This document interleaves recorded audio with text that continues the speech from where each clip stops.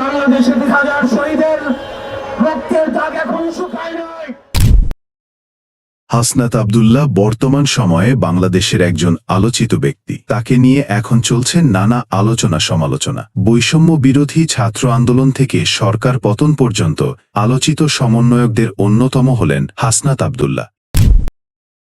এই আন্দোলনের শুরু থেকেই নেতৃত্ব পর্যায়ে তিনি সরব ছিলেন। হাসনাত আব্দুল্লাহ একজন ছাত্রনেতা এবং 2024 সালের কোটা সংস্কার আন্দোলনের নেতৃত্ব দেওয়া বৈষম্য বিরোধী ছাত্র আন্দোলনের একজন আহ্বায়ক। তিনি এই আন্দোলনের কেন্দ্রীয় কমিটির একজন আহ্বায়ক। পরবর্তীতে 2024 সালের 28শে ফেব্রুয়ারি আনুষ্ঠানিকভাবে প্রতিষ্ঠিত ন্যাশনাল সিটিজেন পার্টি এনসিপির দক্ষিণাঞ্চলের প্রধান সংগঠক হিসেবেও তিনি দায়িত্ব পালন করছেন। হাসনাত আব্দুল্লাহ 1998 সালে কুমিল্লার দেবিদ্দার জন্মগ্রহণ করেন। স্কুল জীবন থেকেই তিনি মেধাবী ছিলেন। 2024 সালে তিনি কুমিল্লার দেবিদ্দার সরকারি Riazuddin pilot model high school থেকে এসএসসি পাশ করেন। স্কুল জীবনে তিনি বিএনসিসি প্লাটুন কমান্ডার ছিলেন। এরপর পারুয়ারা আব্দুল মতিন খসরু কলেজ থেকে বিজ্ঞান বিভাগে এইচএসসি পাশ করেন। 2017 সালে তিনি ঢাকা বিশ্ববিদ্যালয়ের ইংরেজি বিভাগে ভর্তি হন। বিশ্ববিদ্যালয়ের ভর্তি পরীক্ষায় মেধা তালিকার শুরুর দিকেই তার নাম আসে এবং তিনি ইংরেজি বিভাগ বেছে নেন। বিশ্ববিদ্যালয় জীবনের শুরু থেকেই ঢাকা বিশ্ববিদ্যালয়ের ডিবেটিং সোসাইটির সঙ্গে যুক্ত ছিলেন। তিনি প্রথমে ঢাকা বিশ্ববিদ্যালয়ের বিজয় 71 হল ডিবেটিং ক্লাবের সহসভাপতি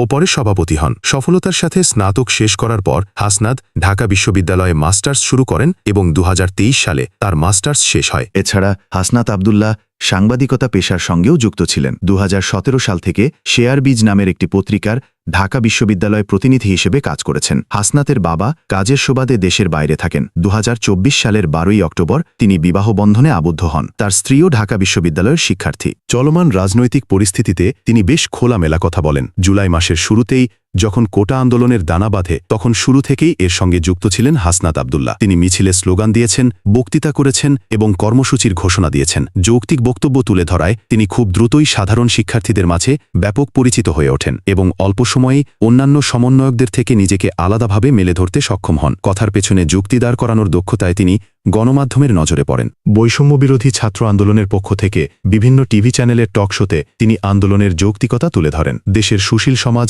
ও সিনিয়র সাংবাদিকদের সাথে তার আত্মবিশ্বাসের সাথে কথা বলা দেশবাসীকে অবাক করে দেয়। কোটা আন্দোলন রুখে দিতে হাসিনা সরকার যে সকল সমন্বয়ককে আটক নিপীড়ন করে হাসনাত আব্দুল্লাহ ছিলেন তাদের মধ্যে একজন। ডিবি অফিসে জোর করে ধরে নিয়ে গিয়ে যে 6 জন সমন্বয়কের কাছ থেকে পুলিশ লিখিত বিবৃতি আদায় করে তিনি ছিলেন সেই 6 জনের একজন। ডিবির হেফাজত থেকে বের হয়েই হাসনাত আব্দুল্লাহ আন্দোলন চালিয়ে যাওয়ার ঘোষণা দেন, যা সাধারণ শিক্ষার্থীদের আরও চাঙ্গা করে তোলে। এরপর বিভিন্ন গ্রাফিটি ও অনলাইন মাধ্যম থেকে সরকার পতনের ডাক দেওয়া হয়, যাতে তিনি সার্বক্ষণিক নেতৃত্ব দিয়েছেন।